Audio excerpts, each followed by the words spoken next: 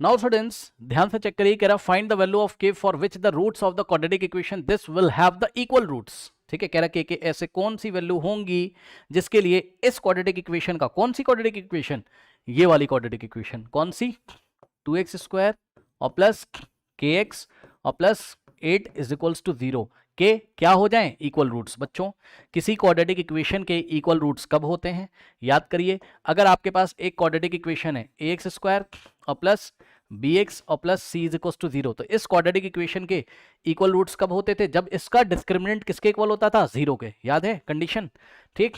तो for equal roots याद होगा बच्चों आपको, फॉर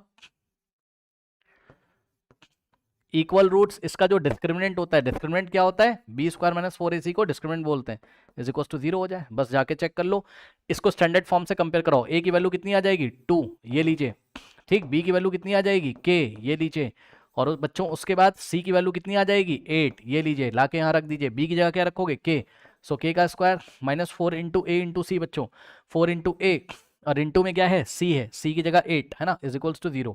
अब चेक कर लो, k² और minus 4 two 8 8 64 minus 64 is equals to 0। अब यहाँ पे आप एग्जाम में गलती करोगे, क्या करोगे बता रहा हूँ भाई, एक बात बताओ, उसने आपसे सवाल क्या पूछा, उसने आपसे सवाल पूछा फाइंड द वैल्यू ऑफ के ना, ठीक। तो भैया ये तो के में क्वाड्रेटिक इक्वेशन है, के की पावर 2 है, तो के की कितनी वैल्यूज आनी चाहिए 2, ये बात ध्यान रखना। बच्चे क्या करेंगे, बच्चे एक ही वैल्यू बता देंगे, गलत हो जाएगा।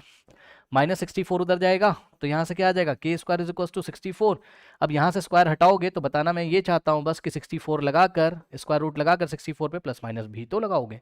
64 का स्क्वायर रूट कितना होता है 8, यानी कि आंसर आएगा k is equal two plus minus 8। कहने का मतलब है k की वैल्यू प्लस 8 भी पॉसिबल है और माइनस 8 भी पॉसिबल है। So the possible values of k are plus 8 and minus 8। Okay, कर लीजिए।